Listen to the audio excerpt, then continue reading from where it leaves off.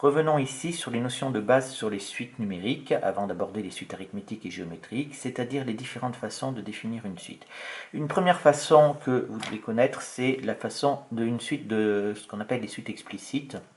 Et une suite, elle va être définie de façon explicite lorsqu'on donne, c'est ça que vous allez repérer dans les exercices, un en fonction de n. C'est l'expression de un en fonction en, c'est-à-dire la fonction qui va permettre de calculer n'importe quel terme de la suite. En fait, ici, on va appeler ça le terme général. Cette fonction, ça va s'appeler le terme général de la suite. Alors, un exemple très simple pour illustrer ça, eh bien, si on prend une suite qui est définie ici par cette formule-là, vous voyez, j'ai pour tout n, pour tout entier naturel n, et j'ai la formule ici, j'ai bien un en fonction de n. Et donc, cette chose-là, ici, ce qu'on a ici, c'est le terme général. C'est-à-dire cette chose-là, là, ici, ça, c'est le terme général de la suite. Terme général, c'est-à-dire l'expression de la fonction. C'est cette fonction qui va nous permettre de faire tous les calculs. En effet, si je veux calculer quelques termes, eh bien, regardez, si je calcule 0, eh bien, il me suffit juste de remplacer n par 0. Ça fait 3 fois 0 au carré, moins 0, moins 2, ce qui nous fait est égal à moins 2. Si je veux calculer U1, ça va nous faire donc 3 fois 1 au carré, c'est-à-dire partout où je remplace n ici, dans la formule, je la remplace partout par 1, puisque j'ai choisi que n est égal à 1. Ça nous fait donc moins 1, moins 2 ici, ce qui nous fait donc 3, moins 1, moins 2, ça me fait donc 0. Et je peux calculer ici n'importe quel terme. Si je prends U10, ça fait 3 fois 10 au carré, moins 10, moins 2. Ce qui nous fait donc 10 au carré, ça fait 100, ça fait 300, 300 moins 10, 290 moins 2, 288. Donc voilà, ici je précise quelque chose au niveau du vocabulaire. Ça, c'est le terme de rang 0. Le terme de rang 0, c'est-à-dire, entre parenthèses, n vaut 0. Le rang d'un terme, c'est l'indice qu'il y a en dessous. Pareil, écrivez bien, mettez bien, je ne l'ai pas fait tellement ici, mais mettez bien l'indice vraiment en dessous de la ligne. Ici, on a le terme de rang 2, de rang 1, pardon, puisque n est égal à 1, puisque j'ai calculé U1, et là, c'est le terme de rang 10. D'accord, n égale 10. Donc faites attention au niveau du vocabulaire quand on vous parle de rang. Alors, les avantages de cette façon de définir une suite, eh bien, vous voyez, c'est qu'on a un accès direct, ça c'est très important, hein.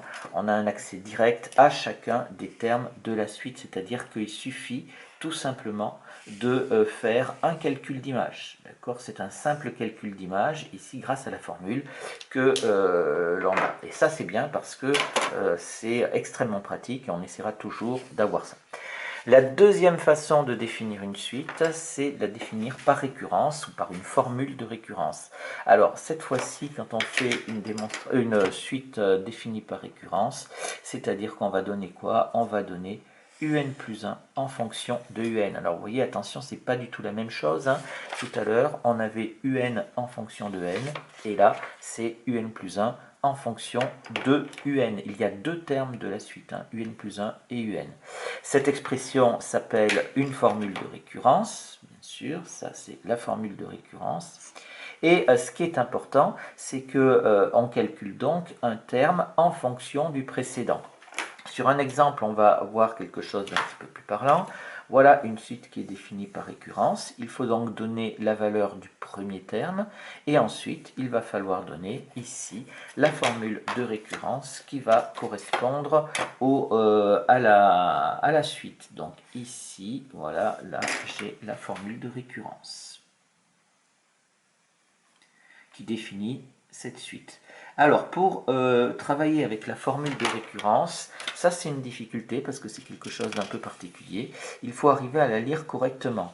Donc, pour ça, qu'est-ce que je fais? Moi, je représente la suite comme ça. Donc, on part du premier terme, du deuxième, etc. Et on peut l'écrire comme ça. Quand on est à un, le terme qui est juste avant, c'est un-1. Le terme qui est juste après, c'est un plus 1. Puis après, un plus 2, etc., etc. Et pour lire la formule, ça c'est très important. En fait, ce qu'il faut regarder, on ne va pas lire en fait comme ça un plus 1 égale 2 un plus 1, mais on va regarder le positionnement des termes qu'il y a dans la formule les uns par rapport aux autres. Donc ici, quand on voit un plus 1, et on a un. On voit bien que un, c'est celui qui précède un plus 1. Il y a une notion de temporalité, hein, on part ici à gauche dans le passé et on va vers l'avenir, vers la droite. Et donc, si je prends cette formule-là, si je veux la lire, eh bien en fait, elle va se lire de cette façon-là. C'est-à-dire, pour calculer un terme, c'est-à-dire celui-là, qu'est-ce que je fais? Je prends le précédent que je multiplie par 2 et j'ajoute 1. Attention, on respecte la priorité des opérations. D'accord? Et donc, voilà ce que ça va nous donner si on calcule quelques termes de la suite. Alors, U0 égale 1, il est déjà fait. Et maintenant, on va appliquer la formule. Donc, U1, je vais calculer U1. Donc, qu'est-ce que je fais? Je prends le précédent, qui est donc U0, que je multiplie par 2, et j'ajoute 1. C'est-à-dire que j'applique ma formule de récurrence. Une fois que j'ai appliqué ma formule de récurrence, qu'est-ce que je fais? Je remplace. Ça nous fait 2 fois U0, ça nous fait donc 2 fois 1 plus 1, ce qui nous fait est égal à 3. Pour U2, c'est pareil. Je vais prendre donc le terme précédent, c'est U1, que je multiplie par 2 et j'ajoute 1. J'applique toujours, avant de faire mon calcul, j'applique toujours ma formule de récurrence en utilisant le positionnement des termes les uns par rapport aux autres. Ça me fait donc ici 2 fois U1, on l'a calculé précédemment, ça nous fait donc 2 fois 3 plus 1, ce qui nous fait donc est égal à 7. J'en fais un dernier. Pour calculer U3, je prends le terme précédent, c'est donc U2, je le multiplie par 2 et j'ajoute 1 ici, ce qui nous fait donc 2 fois U2, c'est-à-dire ça fait 2 fois 7 plus 1, ce qui nous fait donc est égal à 15, et ainsi de suite. Attention, cependant ici, vous voyez tout à l'heure, on a calculé U0, U1, U10, j'aurais pu calculer U20, U30, ça n'a aucune importance. Ici, par contre, si je veux calculer U10, ben, je ne peux pas, parce que pour pouvoir calculer U10, il faudrait avoir U9, mais pour calculer U9, il faudrait avoir U8, et il faudra avoir U7 aussi pour calculer U8, etc., etc. Donc on n'a pas, ici, c'est un gros inconvénient de ces suites définies par récurrence, c'est qu'on n'a pas d'accès direct au terme de la suite.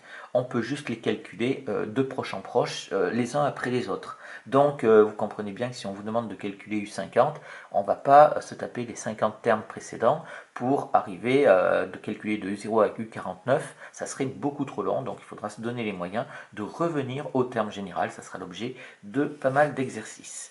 Une dernière remarque, c'est qu'en première, on avait vu aussi qu'une suite pouvait être définie par énumération. Ça n'a pas tellement d'intérêt, donc juste par curiosité, je vous invite à aller voir le cours de première.